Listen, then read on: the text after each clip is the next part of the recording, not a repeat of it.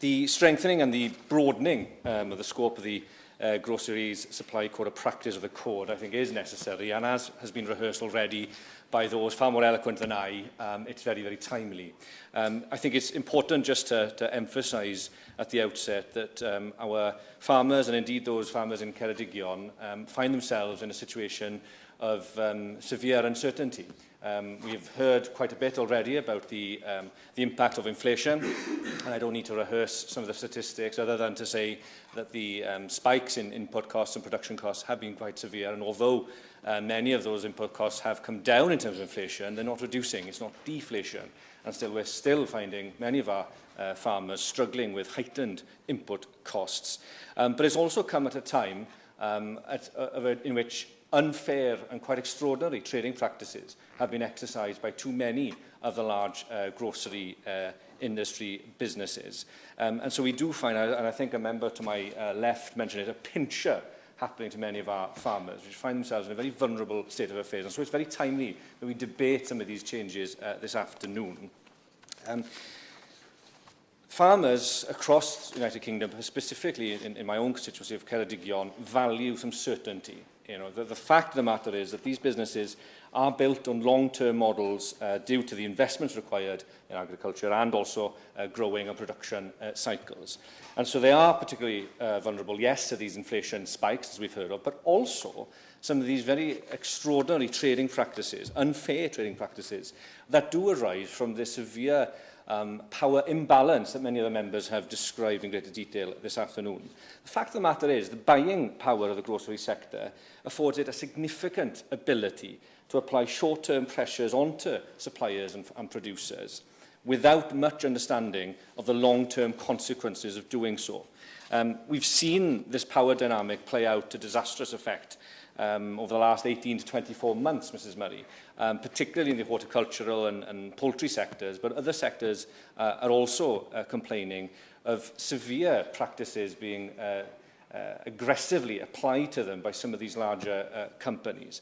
It's quite appalling, really, to hear of some of the examples of people being told at the very last moment that they're no longer required to produce as much. I think the Honourable Member from Neath mentioned the lettuces.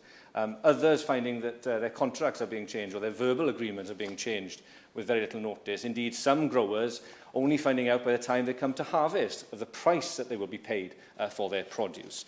For an industry, as I mentioned, that is so dependent on some certainty and long-term planning, these techniques, these practices are simply disastrous. And so it's right that we debate today ways of looking to address that and restoring some balance of power across the supply chain.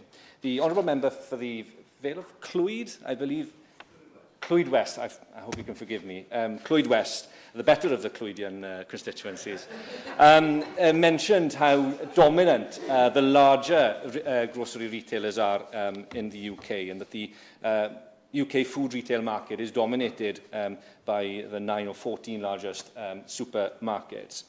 They are, of course, the ones that seem to be deploying some of these most aggressive practices. But we also need to remember that consolidation in the processing sector over a decade or more also means that they have a very important role when it comes to buying directly from farmers. Many farmers in my own constituency will not have that direct relationship with the supermarket. They will be selling their produce to an abattoir or to other processors. And so it's important that they are also brought into the scope, that section, that link in the supply chain is also covered by regulation, so that we can ensure that some of these unfair practices are not deployed in that one as well.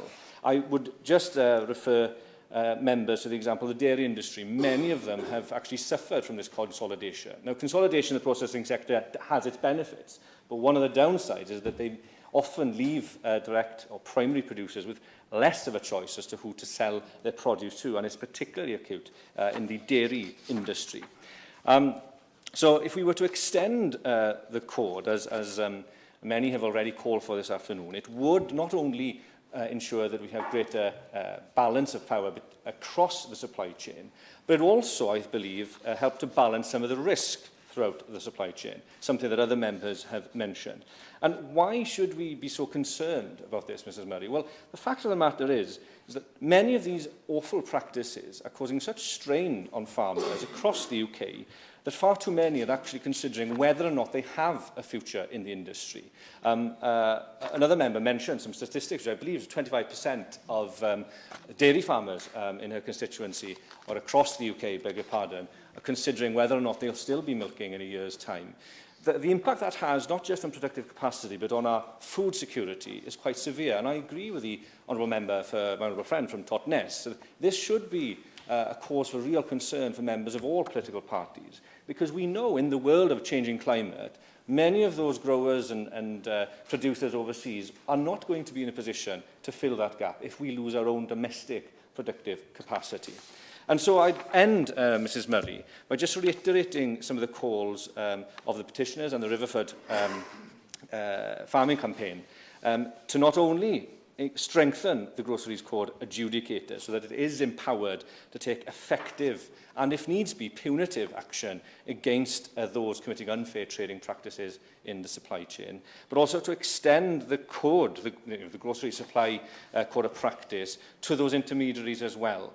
And I think it beggars belief, really, that we're here debating the need, the importance, the urgency of enshrining such simple principles of that suppliers, retailers should give suppliers certainty that they will buy what they agreed to buy, pay what they agreed to pay, and to pay on time. I think if we were able to make swift progress on this, it'll go some way in addressing a very key concern for many of our farmers, especially those in Ceredigion, about the future. And in so doing, ensure that we have the productive capacity in the United Kingdom to safeguard a little bit of our food security going into the future.